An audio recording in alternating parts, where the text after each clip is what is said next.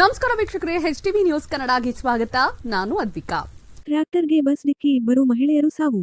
ಮುದಗಲ್ ಪಟ್ಟಣ ಸಮೀಪದ ಬನ್ನಿಗೋಳ ಗ್ರಾಮದ ಹೊರವಲಯದ ಮುಖ್ಯ ರಸ್ತೆಯಲ್ಲಿ ಗುರುವಾರ ನಸುಕಿನ ಜಾವ ಬಸ್ ಮತ್ತು ಟ್ರ್ಯಾಕ್ಟರ್ ಡಿಕ್ಕಿಯಾಗಿ ನಲ್ಲಿದ್ದ ಕೂಲಿಕಾರ ಮಹಿಳೆಯರಾದ ಶ್ರೀದೇವಿ ಸಿದ್ದಪ್ಪ 18 ಸ್ಥಳದಲ್ಲಿ ಮೃತಪಟ್ಟರೆ, ಲಕ್ಷ್ಮಮ್ಮ ಗಮ್ನಿಂಗಪ್ಪ 23 ಬಾಗಲಕೋಟ ಆಸ್ಪತ್ರೆಯಲ್ಲಿ ಸಾವನ್ನಪ್ಪಿರುವುದು ತಿಳಿದುಬಂದಿದೆ. ಬೆಳಗಿನ ಜಾವ 4:15 ಗಂಟೆಗೆ ಬನ್ನಿಗೋಳ ಗ್ರಾಮದಿಂದ ಟ್ರ್ಯಾಕ್ಟರ್ ಮೂಲಕ ಸುಮಾರು 30ಕ್ಕೂ ಹೆಚ್ಚು ಕೂಲಿಕಾರ ಮಹಿಳೆಯರು ಕಡಲೆ ಕೀಳಲು ಜಮೀನಿಗೆ ತೆರಳುತ್ತಿದ್ದಾಗ ಅಂಕಲಿಮಠದಿಂದ ಎದುರಿಗೆ ಬರುವಾಗೆ ಬಸ್ ಡಿಕ್ಕಿ ಸಂಭವಿಸಿ ಟ್ರ್ಯಾಕ್ಟರ್ ಪಂಟಿಯಾಗಿ ಇಬ್ಬರು ಮಹಿಳೆಯರು ಸಾವಿಗೀಡಾಗಿದ್ದಾರೆ.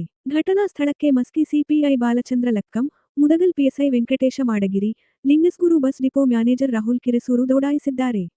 ಟ್ರ್ಯಾಕ್ಟರ್ನಲ್ಲಿ 10ಕ್ಕೂ ಹೆಚ್ಚು ಕೂಲಿಕಾರ ಮಹಿಳೆಯರಿಗೆ ಗಾಯಗಳಾಗಿದ್ದು, ಹೆಚ್ಚಿನ ಚಿಕಿತ್ಸೆಗೆ ಬಾಗಲಕೋಟ ಹಾಗೂ ಲಿಂಗಸ್ಗೂರಿನ ಆಸ್ಪತ್ರೆಗಳಿಗೆ ದಾಖಲಿಸಲಾಗಿದೆ. ಈ ಕುರಿತು ಮುದಗಲ್ ಪೊಲೀಸ್ ಠಾಣೆಯಲ್ಲಿ ಪ್ರಕರಣ ದಾಖಲಾಗಿದೆ. ಆಗಿತ್ತು ಇವತ್ತಿನ HTV ನ್ಯೂಸ್ ಕನ್ನಡ. ರಾಯಚೂರು ಜಿಲ್ಲೆ ಲಿಂಗಸೂಗೂರು ತಾಲೂಕು